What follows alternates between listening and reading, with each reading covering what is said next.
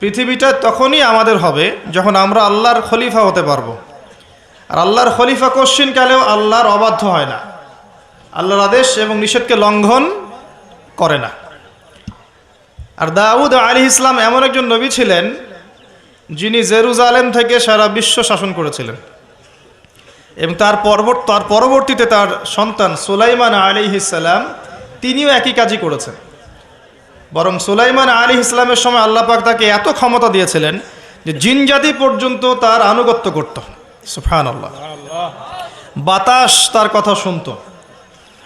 একটা আরশে তিনি বসতেন, মাসের পর মাস দূরত্ব মুহূর্তেই সফর করত একটা চেয়ার কুরসি। বাতাসকে আল্লাহ পাক তার অনুগত করে দিয়েছিলেন। আল্লাহ পাক তাকে অন্যান্য প্রাণীর ভাষা বোঝার ক্ষমতা দিয়েছিলেন। আল্লাহ পাক তাকে কি দেন নাই? দুনিয়ার এবং আখিরাতের যাবতীয় নেয়ামা আল্লাহ পাক সুলাইমান আলাইহিস সালামকে দিয়েছেন। সুবহানাল্লাহ। তারপরেও তিনি উদ্ধত অহংকারী ছিলেন না, তিনি বিনয়ী ছিলেন।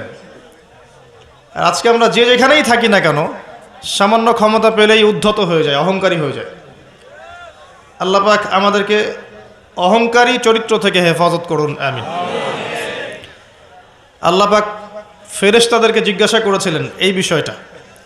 তো ফেরেশতা মণ্ডলী বলেছিলেন, আতাজআলু ফীহা মান ইউফসিদু ফীহা ওয়া ইয়াসফিকুদ দিমা। হে আল্লাহ, আপনি কি এমন কাউকে পৃথিবীতে পাঠাতে চান যে পৃথিবীতে গিয়ে দুইটা কাজ করবে, ফিতনা ছড়াবে আর রক্তপাত ঘটাবে? ফিতনা ছড়াবে এবং রক্তপাত ঘটাবে। পৃথিবীর দিকে তাকিয়ে দেখেন, মানুষ এখন কি কাজ করছে সারা পৃথিবীতে? ফিতনা ছড়াচ্ছে এবং রক্তপাত ঘটাচ্ছে। এগুলোকে জিনজাতি করছে? যাহারাল ফাসাদু ফিল বাররি ওয়াল বাহরি বিমা কাসাবাত আইদিন নাস। আল্লাহ পাক সূরা রুমের মধ্যে বলেছেন, জলে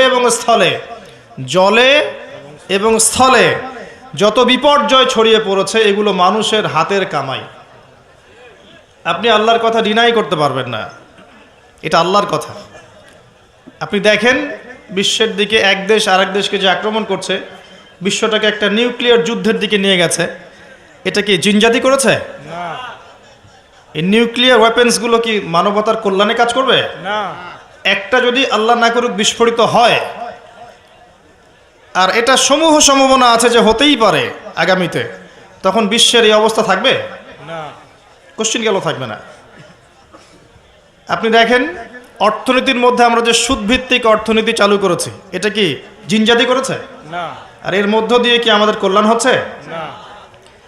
আমরা সংস্কৃতির নামে যে অশ্লীলতা ছড়িয়ে দিয়েছি, নারী পুরুষের ফ্রি মিক্সিং বেলাল্লাপনা ছড়িয়েছি, পর্নোগ্রাফি ছড়িয়েছি, মাদকদ্রব্য ছড়িয়ে দিয়েছি। আমরা নারীরা এখন পোশাক পরেও নগ্ন হয়ে ঘুরছে, পুরুষ নারীর পোশাক পরছে, নারী পুরুষের পোশাক পরছে। ফাংশনাল রোল চেঞ্জ হয়ে গেছে। প্রজন্মের প্রজন্ম যাচ্ছে, তারা জীবনের উদ্দেশ্য কি জানে না। মাদক, ক্যাসিনো, টিকটক, ফেসবুক, ইউটিউবিং ইত্যাদি ভোগবিলাসে তারা ব্যস্ত আছে। এগুলো কি জিনজাতি করছে? না।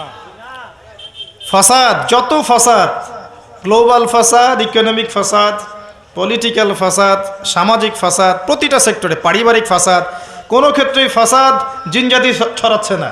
কারা ছড়াচ্ছে? এটা আল্লাহ বলেছেন, যাহারাল ফাসাদু ফিল বাররি ওয়াল বাহরি বিমা কাসাবাত আইদিন নাস। মানুষের ফাসাদ এমন পর্যায়ে পর্যন্ত চলে গেছে যে প্রাকৃতিক ভারসাম্য এখন নষ্ট হয়ে যাচ্ছে।